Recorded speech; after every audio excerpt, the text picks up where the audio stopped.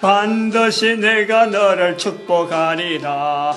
반드시 내가 너를 들어서리라. 천지는 변해도 나의 약속은 영원히 변치 않으리. 두려워 말라. 강하고 담대하라. 낙심하며 실망치 말라. 낙심하며 실망치 말라. 실망치 말라. 내 소원 이루는 날 속히 오리니 내게 영광 돌리리. 영광의 그날이 속히 오리니 내게 찬양하여라. 할렐루야. 아멘. 하나님 말씀 창세기 41장 38절입니다. 다같이 합독합니다. 시작. 바로가 그 신하들에게 이르되 이와 같이 하나님의 신이 감동한 사람을 우리가 어찌 얻을 수 있으려 하고. 아멘. 기도드립니다. 할렐루야. 함께 해주심에 감사드립니다. 이 민족을 복되게 해주시옵시고 온 인류가 다 그리스도 이름으로 구원받는 거룩한 날에 이 민족이 쓰임받으며 온 인류가 감사하며 주님 앞에 무릎 꿇는 거룩한 날 볼 수 있도록 속히 오도록 쓰임받게 하여 주시옵소서. 감사하고 예수님의 이름으로 기도드립니다. 아멘. 성령님 진리 지혜 교회. 오늘은 바로 차트로 바로 들어가려고 그러는데 성령님을 인정하라. 성령님을 인정하라. 예수님께서 말씀하신 성령님을 인정하라. 이게 성경 속에서 얼마나 깊게 되어 있는지, 성경 속에서 요거를 중점해서 들어갈 거래요. 그러니까 죄인이 되기 전에 창세기 3장 이전에 우리의 모습, 그거는 그림으로 좀 나타냈는데 실질적으로 거기에서 성령님은 어떤 형태로 계시는가 하는 것 자체도 우리 오늘 언급이 되면 좋을 것 같아요. 뭐 다른 시간에 제가 몇 번 이야기는 해놨는데 깊이 이렇게 쫙 일률적으로 안 했으니까 성령님에 대해서 쫙 들어가면서 이제 창세기 쪽으로 들어가는 거예요. 창세기 그 1장 2장 사이에. 우선 칠판에 있는 이 내용, 이게 하나님께서 우리 인간 모두에게 이런 상태다.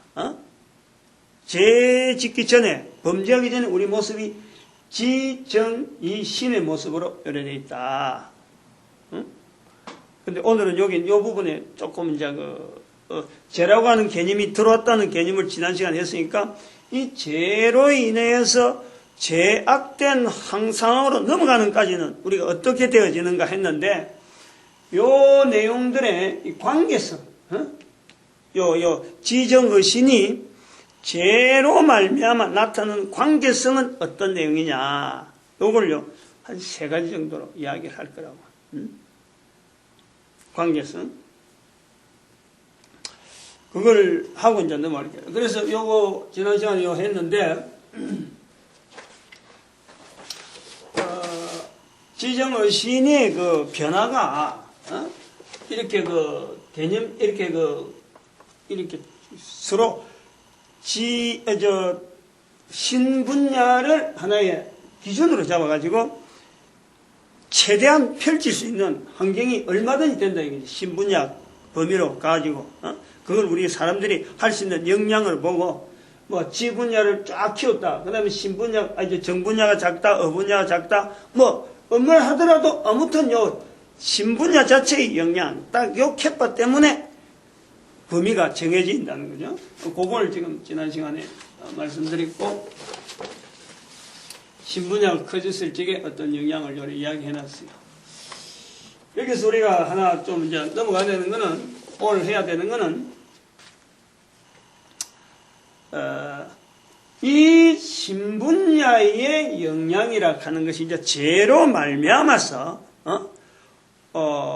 요렇게, 원래가 우리가 요렇게 만들어져 있는데, 요 만들어져 있는 이런 형태로 요 크기지, 요 캐파. 모든 인간들에게는 다 이 캐파인데, 죄로 말미암았을 때는 어떤 영향이 있느냐, 이거죠. 지난번에 제가 요걸 설명할 때 요 내용을 좀 했어요. 이 신분야를 캐파를 잡아서, 전체 캐파를 잡아서 큰 것도 있고, 이렇게 작게, 신분야가 줄어드니까 이렇게 캐파가 확 줄어드는 이런 게 있다. 그리고 더 줄어들고 이런 내용이 있는데, 근데 그러면 이 창조되어진 하나님께서 그럼 지금 현재 어느 사람에게는 이런 모양 주고 어느 사람에게는 이런 모양으로 작은 모양으로 아주 작은 모양을 주느냐. 이 작은 모양이라는 개념하고 범죄한 우리 인간에게 있어서의 이 원래의 모습에서의 우리 영향, 그게 어떤 건가? 그걸 좀 설명이 된단 말이죠. 그걸 이야기를 하려면은 이렇게 그림을 이렇게 그렸어요. 요 내용이에요. 그림이 같아요, 이거. 여기 좀 큰 거 보이지만은 이게 사실 같은 거예요. 캐파. 같은 건데, 같은 사이즈로, 똑같은 사이즈. 모든 사람에게 하나님은 창조할 때에 그 상태를요, 절대 축소하거나 없애거나 하지는 않는다. 원래적으로 이 주어진 건 그대로 있어요. 여기에서 죄가 죄인이 되었다. 정령 죽으리라 하는 상황이 어떤 상황이냐. 바로 여기 신분야 부분에 변화가 있는 거예요. 신분야. 즉 이 신분야라는 것은 창세기 2장 7절인가 그게 2장 7절인가요? 그게 생명이 된지라 나온 생명이 주인이란 말이에요. 주인이란 데서 여기서 이제 이게 정리가 되는데 요 신분야가 요 상태에서 신분야로 말미암아서 신분야가 주어지는 상황이 창세기 이거는 육신 지었다. 하나님께서 우리에게 흙으로 사람을 만들었다. 요 상태라. 그런데 2장 7절로 들어가서 생명이 된지라 코에 생기를 불어넣으시니 생명이 된지라 라는 상태가 이 상태예요. 그럼 요 내용이 모든 인간들에게 있는데 이 크기 신분야로 말미암아 이 캐파가 주어지는 것이 모든 사람에게 있는데 요 사이즈에 따라서 이것이 사람들마다 현재적으로 나타나는 영향이 이게 사이즈가 큰 게 있고 적은 게 있다라고 지난번에 설명했는데 그것은 어떤 내용 때문에 이야기하느냐. 죄인되어진 인간이기 때문에 지금 현재 나타나는 상황이라니까. 근데 그것을 그림으로 그리면 어떻게 그리냐. 여기는 제가 들어온 상황 자체가 요거는 지난번에는 여기서 그림을 쫙 이렇게 그렸지만 일직선으로 쫙 해서 제가 들어온 거로 됐지만 여기서는 그 내용으로는 설명이 안 되는 거예요. 지정 의신의 관계로 설명하는 거예요. 관계로 할 때 신분야가 있어요. 이거는 요 범위가 있다니까. 근데 신분야가 축소가 되는 거예요. 모든 사람에게 신분야로 인해서 축소가 되는 거예요. 기존에 있는 신분야 영향은 충분히 다 있는데 기능 자체가 신분야가 실제로 나타날 수 있는 영향 환경이 줄어드는 거예요. 이게 똑같이 지정어 신으로 있는데 네 가지 지정어 신으로 표시하는데 이 부분은 신분야의 기능이 못 쓰는 부분. 소위 말하면 정령 죽으랴. 정령 죽는 우리의 모습. 신분야에서 영향이 온다는 거예요. 신분야에서. 요 성경에 나타난 내용요. 하나도 이게 벗어나거나 이게 다른 게 그것을 말로서 설명하는 것보다도 그림으로 나타내는 거예요. 지금까지는 이 부분을 말로서 설명을 해요. 말로 설명했다는 것은 뭐냐니까 요 부분에 지분야의 영역에만 의존해서 이 상황을 죄지은 인간의 모습을 나타내려는 거고 여기는 지금 여기서 선포하는 이런 내용들은 인간의 모습에 있는 이 지분야를 기존에서는 지분야에 있는 이 내용의 모든 인격체가 다 거기에 다 있는 줄 알고 지분야 하나만 대상으로 하고 인간의 범죄 사항을 설명한 거고, 지금 여기서는 지정어신으로 분리시켜서 어느 상황이 죽은 상황이고 어느 상황이 지금 이 내용을 설명하고 있다. 이걸 분리해놓는 거예요. 그래서 죽은 상황은 생명이 된 줄 아는 이 부분에서 치명적으로 이게 하나님을 인정해야 되고 하나님을 인정해야 되는 그 신분자가 치명적으로 영향이 파괴가 되는 거예요. 파괴. 완전히 그 자체가 힘을 못 쓰는 상이 되었단 말이에요. 그것이 죽은 상태라. 그것이 바로 생명이 되어진지라 하고 별도로 표현하는 성경의 의미가 있단 말이에요. 이 상황은 지정으로 된 거는 흙으로 사람을 빚으시고 그 다음에 코에 생기를 불어넣으니 하면서 나타나는 것이 바로 이 부분이 되어진 거란 말이에요. 이 부분. 요거는 지으신 인간 전체를 하나님으로 향하게 하는, 하나님을 향해 바라볼 수 있는 그 환경이 지금 여기 주어지는 건데, 사람의 죄를 지은 죄로 말미암아 우리가 범죄했다는 것은 이 부분의 영향이 이렇게 축소가 되는 거예요. 이거 자체는 이미 기능 자체가 더 발휘할 수 없는 거야. 더 나타낼 수 없는 거야. 남아있는 이 요소, 여기서 신분야, 요 분야가 이제는 우리에게 보여준 하나님의 은혜라. 완전하게 소멸하지 아니하고, 그거 자체를 환경 부분이 어분야에 의해서 이것이 영향이 변화될 수 있도록, 남겨주신, 환경 부분에 이게, 어떻게 보면 영향을 받도록 남겨주는 거예요. 남아있는 거지, 남아있는 거. 다시 말해, 이거는 지난번에 말했지만 시간이라는 개념이죠, 시간. 시간이라는 개념이 제한된 개념 안에서 이것이 응용될 수 있는 신분야 안에서 시간에 의해서 또 다른 자발적으로 여러 가지 요소에서 하나님을 향해서 나타날 수 있는 여러 가지 요소가 있는데, 요 요소 중에서 신분야 중에서 시간에 의해서 관계되어지는 이 신분야, 능력, 활용, 그거 자체를 여기다가, 이제 남아있도록 배려를 한 거예요, 배려를. 요걸 우리가 이해를 해야 돼요. 그래서, 사람마다 원래 지어진 상태의 인간의 원래적인 형태는 그 신분야의 캐파 전체는 있지만은, 캐파 전체 있는데 못 쓰는 부분에 죄인이 되었다는 것은 못 쓰는 신분야가 워낙 많다는 거지. 워낙 많다는. 그러므로 이제 요 내용에 우리가 일반적으로 나타나는 그 사람의 신분야 어떤 역량, 그 사람의 사람의 그 어떤 활동 영역 하면 체크할 때 요거를 이렇게 돼요. 요거 안에 있는 이걸 가지고 신분야 이렇게 하는 거야. 그래서 그림이 아까처럼 신분야가 좁은 거 있고 넓은 거 있고 이랬단 말이에요. 이게 이제 극단적으로 어느 정도 차이가 나느냐. 이렇게 될 때는 별로 표가 안 나는데 이게 어떤 비교가 저기나 이게나 차이가 안 나는 것 같은데, 여기 어느 정도 되면 이런 극단적인 내용도 있다니까. 이게 꽉 줄어들어갖고 더 줄어들 수도 있죠. 쫙 줄어들어갖고 조그마한 여기 지정어신 이거 전부 다 죽은 활동을 하지 못하는 신분야. 거기 그 때문에 이게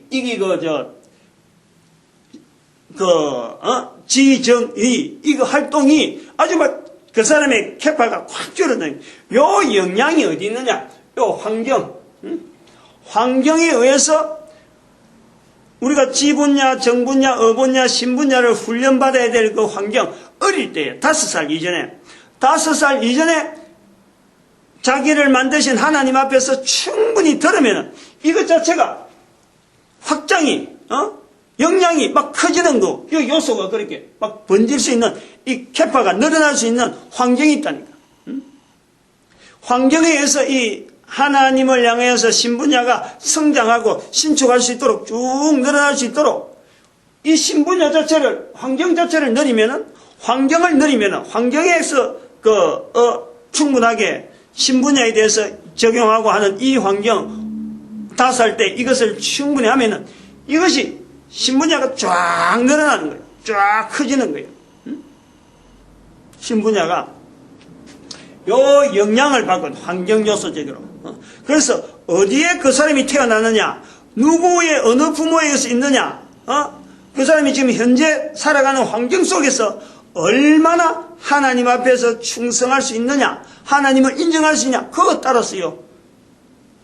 소위 말하면 하나님의 사람이냐, 하나님의 사람이 아니냐, 라는 것으로 겉으로 드러난다. 이럴 경우에는 이 신분야 기준이니까 요게만 딱 드러나는 거예요, 이렇게. 요거를 그림을 그려놨다는 거지.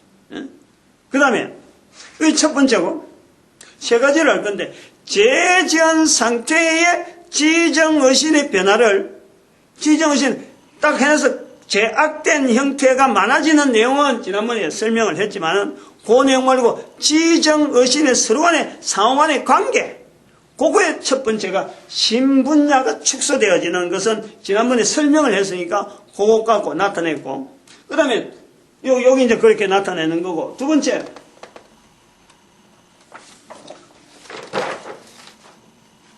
신분야의 영향이 기존의 내용을 갖고, 기존의 내용이라 하는 그 구조를 갖고 본다 하더라도, 그 정도 낳고 개념을 두고, 일단은 개념 자체를 두고 보더라도, 이 상태가 이렇게, 우리가 이 그림 보니까 딱 느낌이 뭐예요? 정말 어지러운 거예요. 지정의신이라고 분명히 창조에 되어지는 구조 속에는 지정의신이 있는데, 이게 서로 상호간에 관계가 되는지 안 되는지, 서로 간에 의존하고 서로 간에 형상을 맺고, 내가 지분야 약하거나 어분야 내가 좀 활용을 해야지, 안 그러면 신분야에 영향을 받아야지, 이렇게 연동되어지는 고리 자체가요, 여기처럼 어떤 조직이 있어서 일률적으로 쫙 이렇게 일사불란한 어떤 형태로 참 약한 부분은 서로 이렇게 도올라가라고 막 지원하고 하는 이런 체가 유기적으로 되어 있는 것에 비하면은, 재지은 인간의 현재 우리에게, 모든 사람에게 지정의신에 대한 서로 간의 이 결합도, 서로 간의 어떤 지원체제, 서로가 유기적으로 할 때라 그 어떤 조직, 그 조직 자체가요, 개인이 알아낼 수 없을 정도로 완전히 지금, 이게 소위 말하면 안에서 지그락 하는 거죠. 그것도 형태 자체, 지난번에 말씀드린 형태 자체가 변화되는 거 아니에요. 사각형이나 삼각형, 이렇게 변화된 건 아니에요. 분명히 원형인데도 불구하고 서로 간에 유기적으로 충분하게 100% 활용할 수 있는 분명한 구조가 있음에도 불구하고 그 개인이 지정의신에 대한 이 인식을 할 수 없을 정도로, 내가 지분야 출동해야지, 어분야로 내가 반영해야지, 안 그래 신분야로 내가 해야지 하는 이런 어떤 자각과 이것을 지금 현재 되어지는 상황에 따라서 대처할 수 있는 면역 시스템을 충분하게 활용할 수 없는 상태, 그 상태로 되어 있다는 거죠. 두 번째, 여기 두 번째라. 세 번째는 지난번에 잠깐 설명한 내용 중에서 언급해야 될 부분이 하나 있는데,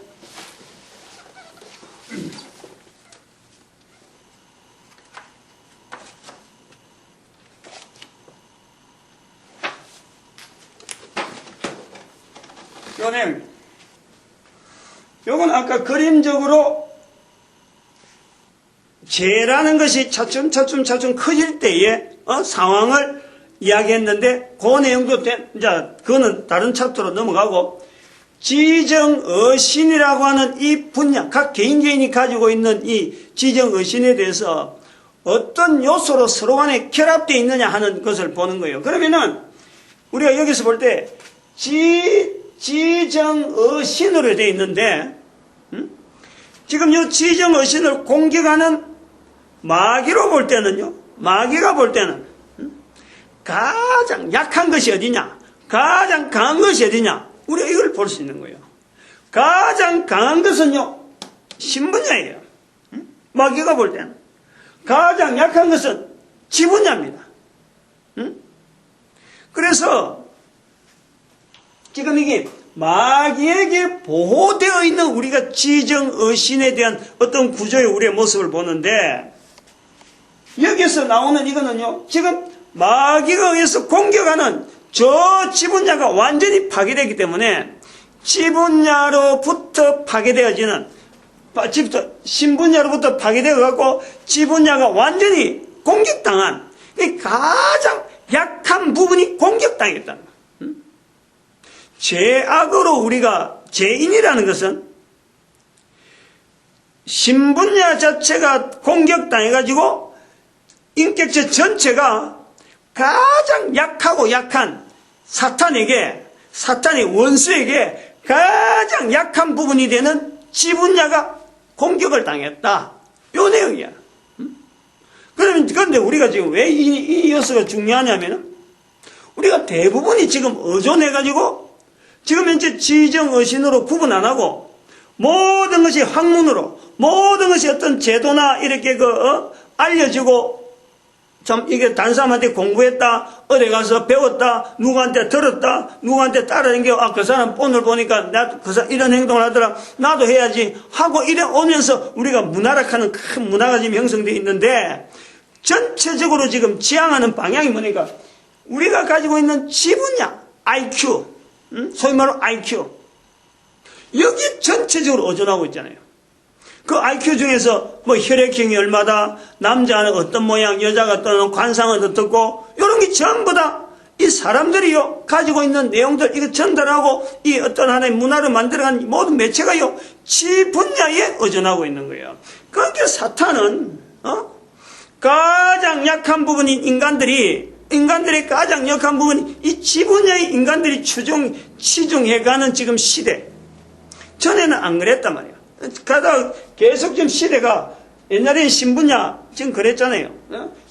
신분야가 강한 시대 가다 지금은 굉장히 지분야 쪽으로 굉장히 치중하는 약해진 범죄하는 우리 인간들의 모습.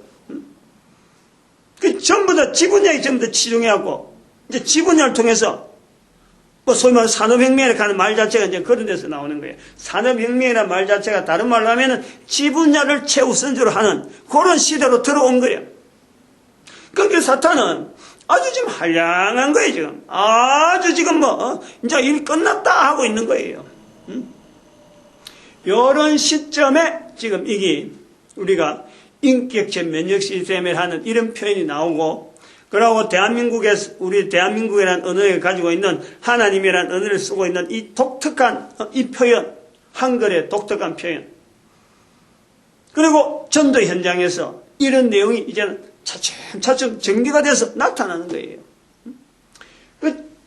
만들으신 하나님 앞에서 지정어신으로 구분해가지고 우리 인격체, 한 사람의 인격체가 인격체 되어지신 하나님 앞에 반응해야 될 요소에 바로 가장 표현력이 강한 그 구조가 신분야인데 신분야가 있음에도 불구하고 왜 우리가 이렇게 못하느냐 하는 내용을 이제 지금까지 한 3단계로 걸쳐서 이야기한 거예요. 구조, 지정의신의 구조 속에서 하나님 앞에 우리 인격체가 어떻게 반응하지 못하는가 하는 것을 관계성 속에 지금 이야기를 해온 거예요. 요렇게 그 지분야 자체가 완전히, 어분야 자체, 신분야가 파괴되면서 지분야까지 처음부터 깨지가 들어왔는데, 우리는 계속해서 지분야만 가지고, 하나님을 어떻게 믿는 건가, 하나님에 대한 믿음이 어떻고, 하나님에 대해서 이스라엘 백성들이 어떤 예배 생활을 했고, 그에 따라서 우리가 뭘 따라가야지 전체가 그걸 의존하고 지향하는 게요. 이게 지 분야에만 맞춰가지고 우리가 막 펼쳐온 거예요. 그러니까 안 된다는 거지. 그 안 된다는 것이 바로 예수님께서 말씀하신 마태복음에 있는 성령님을 인정하라. 거기에서 답을 넣는 거예요. 거기에서 성령님을 인정하라는 거예요. 그래서 이제는 들어가는 것이 요 단계에 이제 나가고 접어놓고 성령님을 인정하라 하는 이 내용이 그럼 마태복음의 12장에 있는 이 말씀이 오늘 본문에서 나오는 창세기 41장 38절에 있는 여기까지만 겨냥하느냐 이거죠. 예수님께서 성령님을 인정하라 하고 말씀한 것이 인간들에게 성경 밖에 있는 바로 그 사람들도 이렇게 할 수 있다 하는 것에까지만 예수님께서 겨냥했느냐 이거예요. 그래서 이 성령님을 인정하라 하는 내용이 어디까지 들어가느냐? 이게 바로 창세기 2장 17절에 있는 선악을 알게 한 나무의 실과는 먹지 말라. 바로 에덴 동산까지 들어간다는 거예요. 에덴 동산. 이 선악을 알게 하는 나무의 실과를 먹지 말라. 선악을 알게 하는 나무의 실과. 이게 바로요. 이것을 인정하고 에덴 동산에서 인정하는 그것이요. 바로 이것이 성령님을 나타내는 에덴 동산 안에 하나의 그림적인 내용이라는 거예요. 지금 제가 그림을 갖고 이야기를 하니까 어떤 이 구도가 이렇게 구분되어진 내용을 설명을 하잖아요. 그러면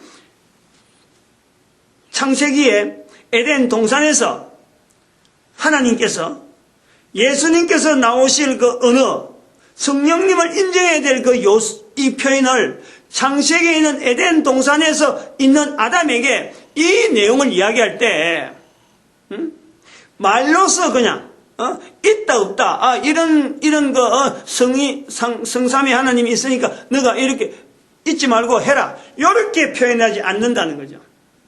우리에게 알아듣기 쉽게 분명한 인식을 할 수 있고 존재 자체를 분명히 인식하게 하기 위해서 그래서 나타내는 것이 마태복음의 12장에 있는 예수님이 말씀하신 성령님을 부인하지 말라라고 하는 말씀이나 창세기 2장 17절에 있는 말씀에 성령님에 대한 표현으로서 선악을 알게 한 나무의 실과는 먹지 말라.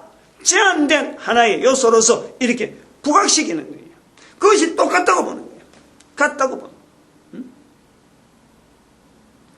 거예요. 이 내용을 이제 이 성경 속에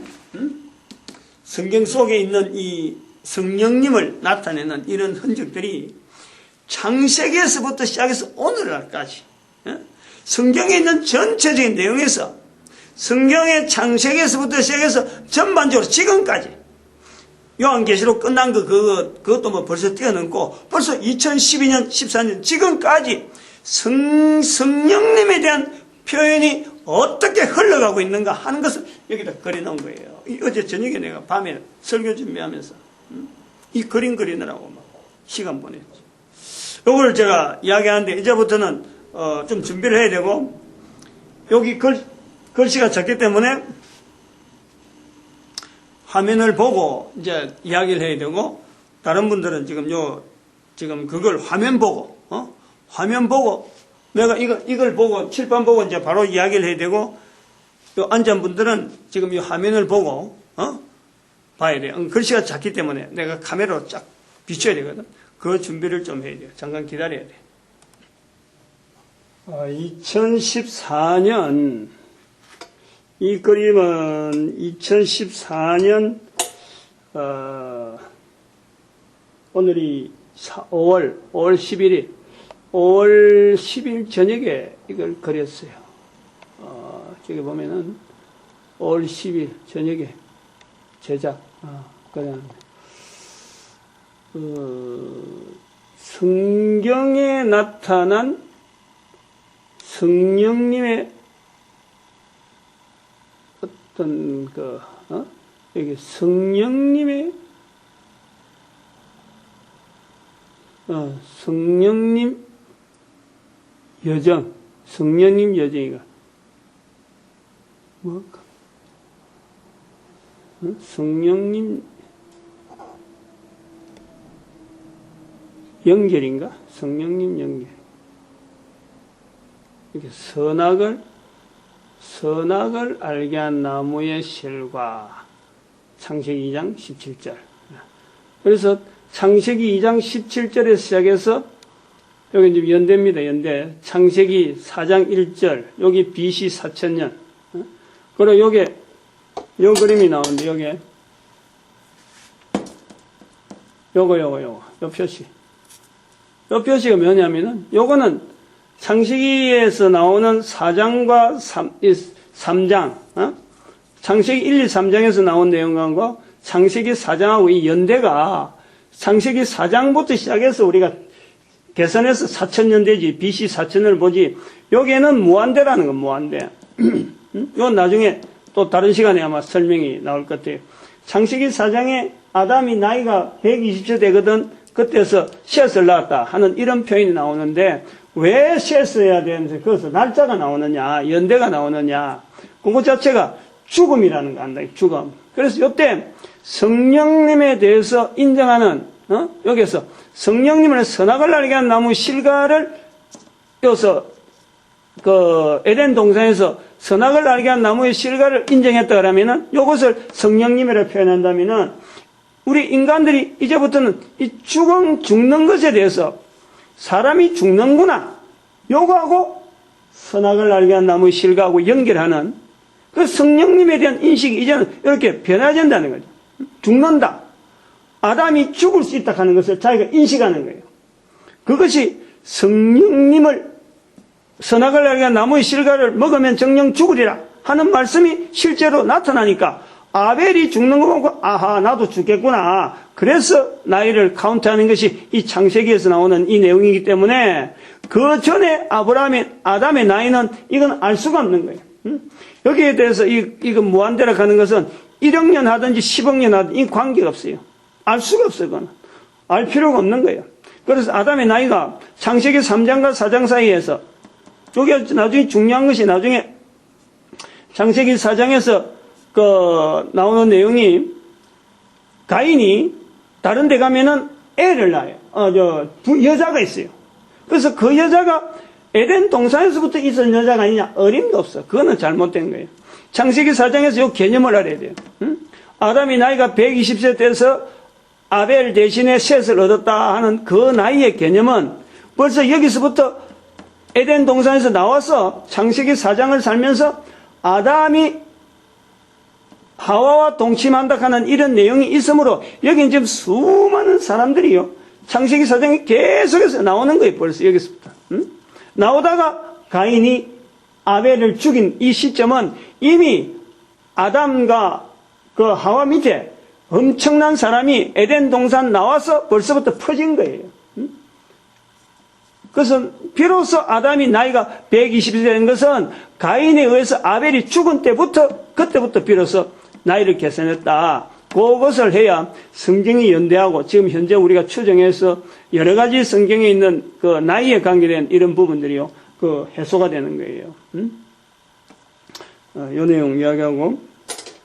그래서 여기 이제 죄로 인해서 우리 인간들이 성령님을 인정하는 그 환경이 이제부터는 인식이 되어진다는 거죠.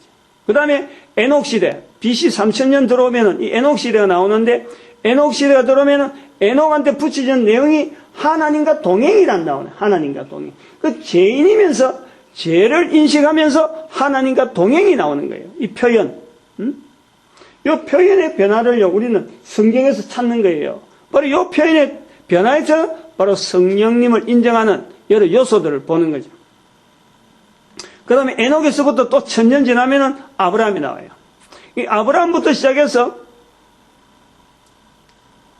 이제는 쭉 이래 가면 여기 이제 예수님을 기점으로 하고, 예수님 기점으로 하고 또 쭉 넘어가면서 590년, 1096년, 1517년, 2012년, 이렇게 해서 이제 성령님을 나타내는 이 내용을 그려놨는데,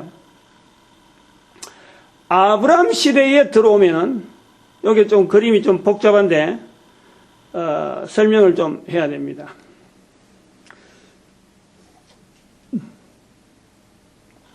노아가 아브라함 이전에 노아가 한 300년 정도 있어요. 아브라함 1650년 정도가 이 노아가 홍수를 당했다 이래 나오는데, 그러면 400년 정도 되는 거예요.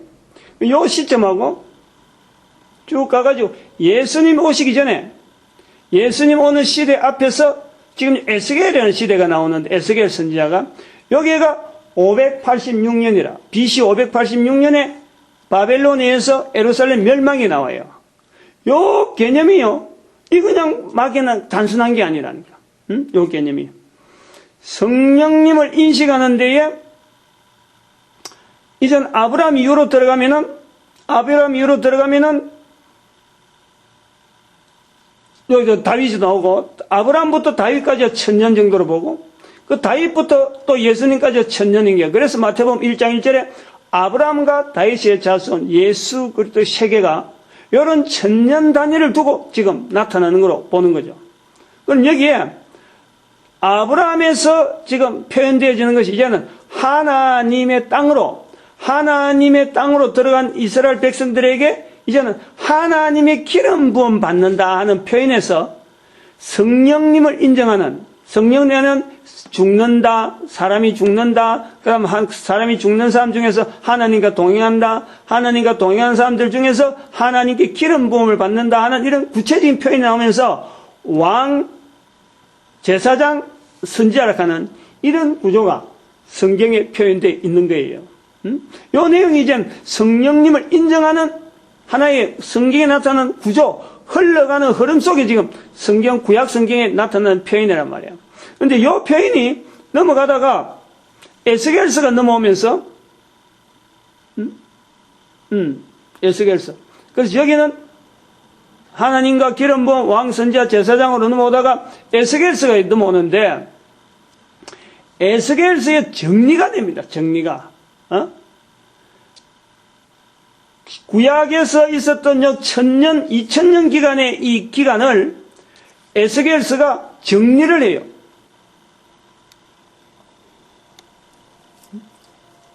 정리를 하는데, 이 에스겔서가 정리 나타난 내용이 제사장으로 있던 에스겔이야. 제사장으로 있던 에스겔. 그러니까 제사장, 선지자, 왕, 제사장, 선지자가 있는데, 제사장으로 있던 에스겔이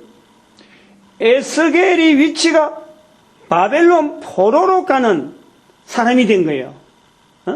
바벨론 포로로 가 있으면서 바벨론 포로로 가 있는 이스라엘 백성들이 완전히 이제는 그 이스라엘 백성들이 멸망되어지는 1차, 2차, 3차 포로에서 3차 침공에서 바벨론 3차 침공에서 예루살렘이 멸망하는데 2차 포로에서 에스겔이 왔단 말이에요. 에스겔이 2차에 와 있는데 에스겔의 위치가 포로되기 전에 예루살렘에 있을 적에 30살 될 때까지 제사장 훈련을 한 사람이에요. 그런데 이 사람이 바벨론 포로 와가지고 선지자 일을 하게 된 거예요. 그러면 거기서 제사장으로서 선지자 나오는 거예요. 그리고 또 그 있는 사람들이 33장에 가든지 안 그러면 에스겔서에 계속 읽어보면 이 에스겔 앞으로 사람들이 막 옵니다. 와서 뭔가 말을 들으려고 하는 거예요. 거기서 나오는 것이 왕의 자리가 있는 거예요. 왕. 에스겔에게 왕, 제사장, 선지자가 있는 거예요. 그러면서 제사장으로 있는 이 에스겔에게 자기에게 특별히 임했다 하는 에스겔서의 표현에 따라서 에스겔을 통해서 에스겔서에서 나타나는 내용은 뭐냐니까 에스겔을 통해서 바벨론에 포로가 있는 이스라엘 백성들, 마치 창세기 41장에 있는 이 아브라함의 구조에서 보면은 아브라함의 구조에 보면 여기 지금 나오는 게 우리 오늘 본문에 나오는 창세기 41장 38절에 바로가 요셉 앞에서 성령님을 인정하는 하나님의 신이 감동한 사람 우리가 어찌 얻을 수 있으리요? 초반기에 아브라함 시대 때부터 성경 밖에 있는 사람이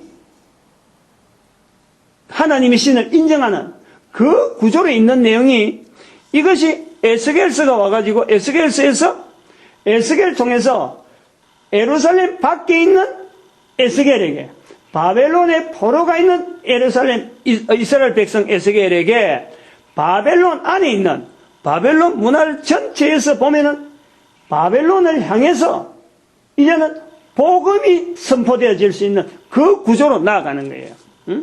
여기에 에스겔서를 통해서 우리가 정리할 수 있는 것은 여기 이제 밑에는 밑에 내용이 여기 설명이 요래되어 있는데 여기는 지금 사탄이에요. 사탄 영역 요를 나누고 위에 부분은 성령님을 인정하는 어떤 구조 흐름이 어떻는가 하는 내용을 내고 여기는 사탄은 이제 요걸 어떻게 하면 방해할 건가 하는 이 역사가 나타나는 거예요. 그래서 요거에 또 보면은 여기는 죄인을 인식한단 말이에요. 죄를 여기 전 단계에서는 사천년 시대부터는 죄를 인식하기 시작해서 요 죄를 인식하면서 하나의 죄 인식하는 인간들이 이제 노아 시대에 되면 한 사람밖에 안 되는 다 죽어버리잖아요. 여기는 전체가 다 죽어버리잖아요. 요 상황을 우리가 유심히 봐야 돼요. 전체가 다 죽고 노아를 통해서 이제는 정리를 해서 이 성령님을 인정해야 될 요 시대로 하나님께 기름 부음 받는 요 내용을 포커스를 맞춘단 말이야. 성경 자체가. 노아 시대에 있던 사람들 다 멸절시키고 성령님을 인정하는 시대로 이제는 그 어떤 모델을 보여주는 거예요. 그리고 성령님을 인정하는 여러 가지 언어들, 표현들, 하나님과 동행, 하나님께 기름 부음 받은 이런 발전되는 내용 중에서 에스겔 시대가 들어오면서 이걸 하나로 해가지고 에스겔을 통해서 나타나는 선지자적인 개념으로 이제는 하나의 정리를 한단 말이에요. 성령님에 대한 이 표현을 쭉 넘어오는 과정에서 에스겔을 통해서 선지자라는 개념을 정리하고 그리고 여기에서 이제 예수님을 통해서 선지자로 예수님께서 선지자 활동을 할 수 있는 그 환경이 지금 만들어지는 거예요. 노아 시대 모든 사람들을 노아를 통해서 하나로 만들어서 아브라함의 출현을 통해서 성령님을 인정하는 구조 속에 성경 구조를 쭉 들어가다가 여기서 하나님께서 선지자를 통해서 계속해서 말씀을 하는데 이 말씀에 왕도 있고 제사장도 있고 선지자도 있는데 여기서 에스겔을 통해서 하나의 구조로 온 인류를 구원하시는 예수님에 대한 모습을 선지자적으로 정리를 한단 말이에요. 여기 400년, 여기서 400년, 요한 350년, 요도 한 580년이고 400년 이렇게 되는 거예요. 요 기간에 준비 기간이 있었고 예수님이 지금 오시는 거예요. 그래서 예수님이 오셔가지고 예수님께 남기시는 이 말씀이 늘 이야기하는 마태복음 12장 31절 32절 그리고 요한복음 18장 37절 말씀 그리고 마가복음 1장 38절 요거는 뭐냐입니까? 우리가 전도하러 가자. 내가 거기서도 전도하리니 내가 이를 위하여 왔다. 그리고 여기 이를 위하여 왔다는 이 말씀이 마태복음 18장 요한복음 18장 37절에 있는 내용은 진리에 대해서 전가하러 왔다 하는 말씀을 하고 있는 거예요. 역시 예수님은 성령님에 대해서 전가하는 선지자로 이 모습이 보인단 말이에요. 그래서 요한복음 3장 5절에는 성령으로 아니하고는 하나님 나라에 들어갈 수 없다라는 표현이 나오는 거예요. 하나님에 대한 나라에 대한 표현을 이렇게 나타내는데 요 뒤에 부분이 이제 요거부터가 이제 우리 시대라. 에스겔에서 나타나는 모든 인간들에게 바벨론의 포로로 가 있는 에스겔을 통해서 모든 인간들에게 나타나실 예수님을 여기서 300년 전부터 300년 전부터 보였다. 그래서 예수님께서 이제는 이 모든 인간들이 붙잡아야 될 내용이 바로 성령님이다. 예수님께서 나는 부인하더라도 성령님은 부인하지 마라. 그 성령님의 내용이 예수님을 통해서 완결되어지면서 이것이 어디로 가냐 하니까 마태복음에 쭉 있는 내용을 통해서 이 에덴 동산에 선악을 알게 한 나무의 실가락하는 이 흐름이 쭉 흘러온 거예요. 예수님까지. 저는 이제 그렇게 본다는 거예요. 그래서 요 시대 밑으로 쭉 내려가 보면은 밑에서는 지금 어떤 역사들이 있으냐면은 요 흐름에서 이 성령님을 인정하는 것을 반대하는 이 형상이 상경이 뭐냐니까 노아 시대 아브라함 시대부터 시작되어지는 이 부분에 뭐가 생기냐니까 창세기 11장에 있는 바벨탑 사건이 생기는 거예요. 바벨탑. 노아 이후로서 성령님을 부인하려고 하는 여기서는 아까 했지만 죄인들이 전부 다 노아를 통해서 하나로 성령님을 인정하는 환경으로 하나님께서 지금 만들어 놓으시는데 여기서 여전히 노아 이후로 나타나는 내용이 바로 바벨탑 사건이라, 바벨탑. 계속해서 성령님을 부인하는 사탄의 흔적을 이 바벨을 통해서 바벨탑 사건은 보여주는 거예요. 그래서 바벨탑이 애굽으로 통해서 나타난 이것도 하나의 바벨탑이죠.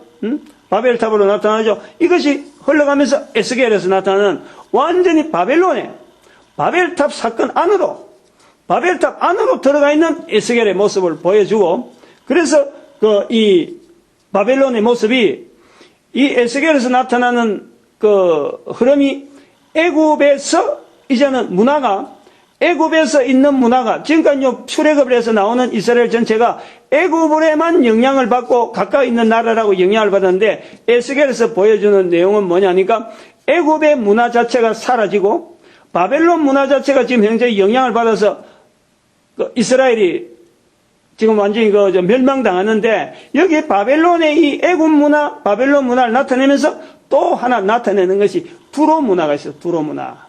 그 성경에 에스겔서 26장 이후로 특별히 에스겔서에만 많이 다루는 거예요. 요거는 이 두로 문화를 다른 성경이나 이런 데서는 잘 그냥 예사로 해변가 문화라 하고 있는데, 이 두로 문화가 결국에는 에스겔을 통해서 보여주는 지금 말하는 소위 말해 헬라 문화. 헬라 문화의 전신이 두로 문화라는 거예요.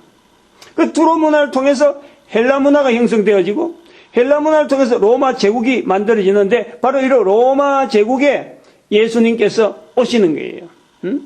예수님께서 지금 요 시대에 온단 말이에요. 그러면 여기에 바벨탑이 어떤 사건이냐?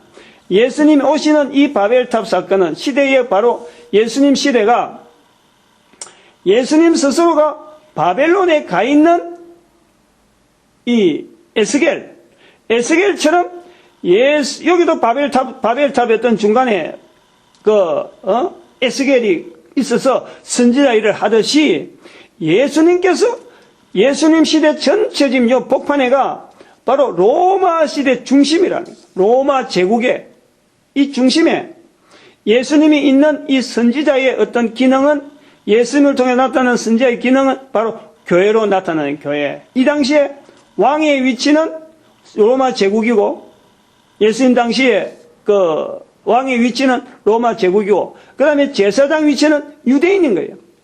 지금 유대인, 이스라엘 사람. 유대인들은 계속해서 제사 제도를 성전에서, 예루살렘 성전에서 계속 짓고 있었고, 그걸 통치하고 있는 왕은 로마 제국이고, 거기서 선지자적인 기능이 바로 교회라 해서 내가 그리스도가 교회의 머리다 하는 말씀으로서 에베소서 1장에 그걸 교회를 나타낸단 말이에요. 1장 22절 23절에. 그럼 여기에 요 문화, 바벨론 문화, 이 바벨론 문화가 여기서부터 계속해서 노아 이후로부터 이 생긴 이 바벨탑 사건이 에스겔을 통해서 완전히 정체를 드러내고, 이것이 문화라는 형태로 통해서 이것이 흘러가서 예수님 시대 때 예수님이 교회를 남기는 그 환경에 313년 되면은 로마 제국이 교회를 인정할 수밖에 없어요. 로마 제국 인정하는데, 그 교회가 313년에 형성되어지기 시작해서 오늘날 기독교라 불리는 그 교회가 이 애굽 문화, 바벨론 문화, 두로, 지중해 문화, 헬라 문화, 로마 문화에 완전히 범벅이 되어 있는 교회란 말이야. 그게 기독교라네. 그게 우리가 313년 사건을요 그냥 예사로 보면 안 돼요. 그냥 좋아만 할 게 아니라니까. 그 당시에 313년에 교회가 주로 돼가지고 전도하면서 성령복음 5장에 있는 말씀대로, 사도행전 5장에 집에 있을 때나 참 성전에 있을 때나 예수를 그리스도를 가르치기 쉬지 않는 그 모습으로 로마 제국을 정복한 것이 아니라 로마의 정치적인 영향에 의해서 그것이 받아들여진 거예요. 그래서 이때 로마 제국에서 313년 사건 이후로 완전히 교회 문화가 기독교 문화를 가는 그때부터 기독교라고 부르는 어떤 형태로 어떤 태동이 되는데, 그 문화는요, 우리가 성령복음에 있는, 사도행전이라 부르는 그 성령복음에 있는 그 교회하고는요, 완전히 다른 거예요. 완전히 유대인이라고 하는 이 어떤, 그때부터 이제 유대인의 잠적, 로마 제국에서 313년 사건 들어가면 유대인이 제사장이 사라지는 거예요. 그래갖고 왕이 되어지는 로마 제국에서 바로 이 제사장 역할까지 다 하는 그 기능이 제사장이 유대인 되어지는, 유대인이 제사장으로 있던 그 시대가 사라지고 교회가, 기독교가, 공인하는 기독교가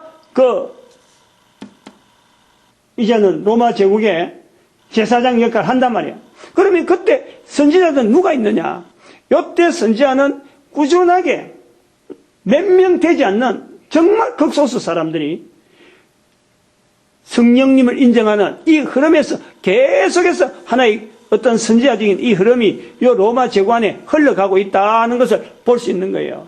그런데 여기서 이제는 또 하나 더 흘러가는 것이 590년 때였죠. 590년. 590년이 때에서 시작해서 여기로 쭉 내려오면 바로 교황제도가 나오는데 이 교황제도가 1096년에 가는 십자군 전쟁을 통해서 이게 또 하나의 바벨탑으로 바벨탑을 쌓는 형태로 나오는 거예요. 그 왜냐하면 로마 교회라는 것은 이 로마 제국에서 그냥 평행이동하는 거예요. 평행이동하고 왕으로 있던 이 로마 제국이 이제 교황으로 바뀐단 말이야. 교황으로 바뀌면서 여기에 대해서 제사장도 교황이 맡고, 선지자도 교황이 맡고, 여기에 나오는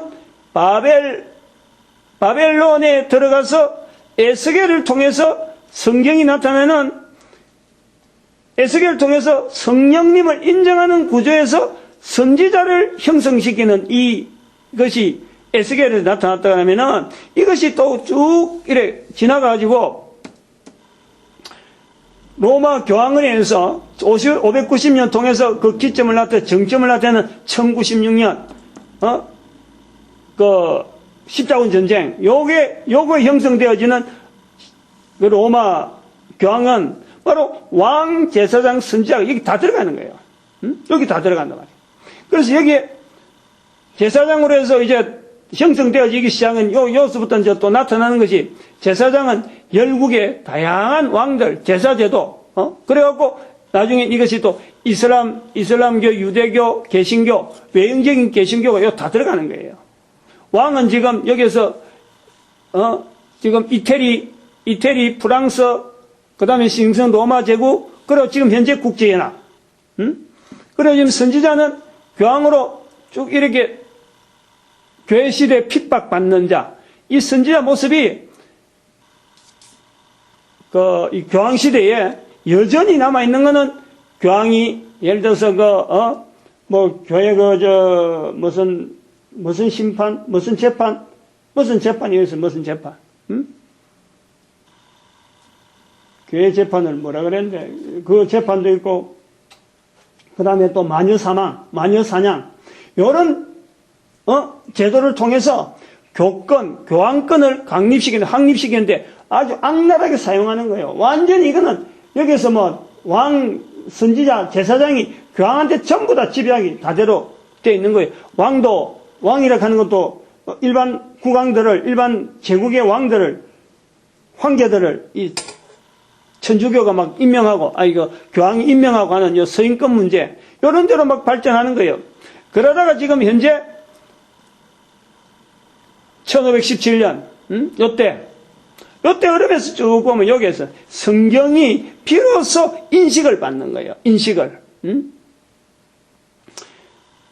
성경이 인식되어지는 과정이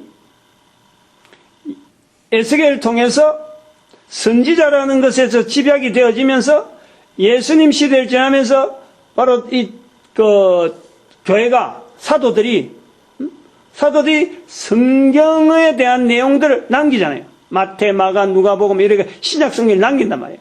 이 신약 성경을 남기는데 이 신약 성경이 397년에서 비로소 신약 구약이 하나 합쳐지는 거예요. 근데 이게 알다시피 로마 제국이라든지 만들기는 로마 제국 시대에 만들지만 또 교황이 지금 현재 자기가 왕, 선지자, 제사장이라 하기 때문에 성경 자체가 완전히 무시당하는 거예요. 무시당하다가 1517년에 성경이 비로소 부각되면서 이제 2012년까지 이렇게 하나의 성령님을 인정하는 시대를 향해서 가는 방향이 있단 말이에요. 그럼 우리가 요점받은 요 부분이에요. 지금 현재 우리가 현재 2012년, 2013년 현재 우리가 살고 있는데, 우리가 보는 신앙이라는 것은 이걸 우리가 스스로 점검을 해야 돼요. 이런 그림을 보여주는 이유는, 그림을 그려야 되는 이유는, 요 앞에까지 우리가 다 거의 모르잖아. 거의 몰라. 근데 요 시대는 바벨론 침공 이후로는요, 이 시대는 거의 대부분 우리가 역사적으로 다 알아요. 일반 역사에 다 나오는 거예요. 애굽 문화가 어떻게 됐다, 바벨론 문화가 되었다, 그 다음에 헬라 문화가 생겼다, 로마 제국이다, 그 다음에 교황이 있었다. 이거는요, 누구든지 인식을 하는 거예요. 그러나, 교회라는 입장에서 보면요, 우리가 교회 형성은 지금 현재 말씀 가지고 설교한다 하는 이 형성, 여기 있는데, 여기 있는 이거 자체가 앞에 있는 2000년 자체 흐름에서요, 올바른 신앙을 했다고 할 수 있는 흔적이 있느냐? 이거 없는 거예요. 단순하게 1517년 옆쪽에 그때 종교계 했다가는 요거 하나만 기치를 걸고 올바로 일을 했다. 요거 하나를 걸고 전부 다 여기다가 전부 다 맞추는 거예요. 그러다 보니까 전도를 안 하지, 성령님 인정하는데 약하지. 그리고 이 교회 2000년 동안에 했던 엄청난 비리들, 잘못된 내용들 여기에 대해서 일처 언급을 안 하는 거예요. 이게 우리가 잘못했단 말을 안 하는 거예요. 여기서 교회를 생활하고 바른 신을 하려고 하면요, 요 안에 있었던 이 내용에 대한 이 내용의 잘못된 부분에 대해서 일단은 인정을 해야 돼요. 313년 이후로 떨어진 교회의 본자리를 찾아내야 된다니까. 응? 시간이 다 돼가는데, 요 밑에 내용을 하나 합시다. 응? 여기서 이제 나타나는 것이, 하나님 나라에 대한 개념이, 있어요. 하나님 나라에 대한 개념이, 아브라함부터 시작해서 지금 여기 언땅 언약자 하는 이거 다윗까지, 그 다음에 언국 언약자 하는 이것은, 언국 언약 이거는 다윗에서 신약 성경 끝나는데, 그 다음에 언사 언약 이거는 2012년, 쭉 올라가면 2012년, 요때 되는 거예요. 여기 성경을 통해서 하나의 세 가지의 어떤 성경 안에, 성경을 통해서 2012년까지를 세 시대로 이렇게 구분해놨고, 그럼 요 뒤로는 이제는 2012년을 부활통일 시대라 해서 특별히 한 1000년 정도로 기회를 주지 않겠느냐 하고 보는 것이 우리 한반도 열방의 선지자 하는 이런 자리를 보는 거란 말이에요.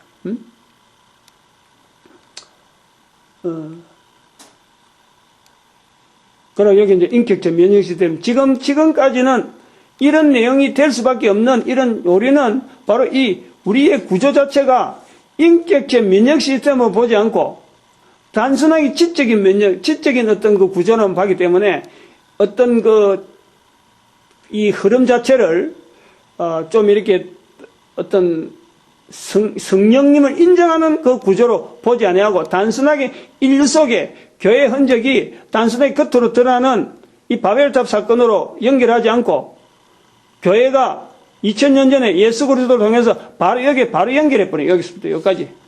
이렇게 되어진 듯이 되어진 거예요. 그러나 이 구조, 2000년 동안 넘어왔던 이 교회가 저질렀던 이 악행, 그리고 이 교황이 지금 현재도 있잖아요. 이 교황제도에 대한 어떤 대안도 아무것도 없이 지금 우리가 대처한다는 것은 이거는 엄청난 우리가요, 역사 자체가 있음에도 불구하고 외면하고 겉핥기만 하는 거예요. 겉핥기만. 교회락하는 이름만 가지고. 여기 있는 성령님 선악과 알게 하는 에덴 동산에서 하는 이 성령님에 대한 이 내용이, 성령님을 선악과로 알게 되는 이 내용이 하나님 모든 사람이 이제 재인식을 하게 되고, 그 다음에 여기에서 이제 구별을 하는 거, 구분. 사람들이 하나님 앞에 동행되는 것이 있다, 동행될 내용이 있다. 그래서 구분하는 거예요, 구분. 그래서 이 구별됨에 들어가는 거예요. 부르는 거지. 아브라함을 부르는 거예요. 콜링. 그리고 여기에서 나오는 게 아브라함과 바로 두 내용이 본문에 있듯이 요셉을 만나고 바로가 하나님의 신이 감동한 사람이 어쩌리, 요 내용이 바로 같이 부르는 거란 말이야. 그런데 성경에서는 이 성령님을 나타내기 위한 방편에서 기록되어지는 어떻게 보면 이스라엘 사람들이 이 부분에 대해서 아브라함에 대해서 집중하다 보니까 남겨진 자료가 이제는 이스라엘 사람들의 역사인 것 같으나 하나님의 섭리 속에서 볼 때는 하나님 나라라고 입장에서 볼 때는요 같이 부르는 거예요. 아브라함도 부르고 바로도 부르는 거예요. 그런데 이제 이것이 성령님에 대해서 고민하던 이스라엘 백성들이 결국에는 그들이 하나의 큰 줄기를 가지고 그 흐름을 유지하고 있었다. 그렇게 보는 거죠. 그래서 여기에 설명이 많아야 되기 때문에 내가 말이 뜸뜸하는데 하나님의 나라 땅에 대해서 지난 시간에 한 것 같은데 그 다음에 통치 다윗 이후로는 이제 하나님 앞에 통치되는 것을 하나님 나라로 보는 거고 말씀을 받아들이고 그 다음에는 이 천년 은사 언약회 앞전에 천년은 그리스도를 통해서 그리스도의 형상화 그리스도 몸을 나타내는 것 그걸 했고 그 다음에는 또 천년 지나고 나면 여기 그 십자군 전쟁 지나고 나서 종교개혁 있는 요 시점을 봐갖고는 이 하나님의 말씀 자체 회복, 통치를 원하고 말씀 자체가 그리스도를 임재다 하는 구조로 흘러가다가 오늘 우리가 맞이하는 거란 말이에요.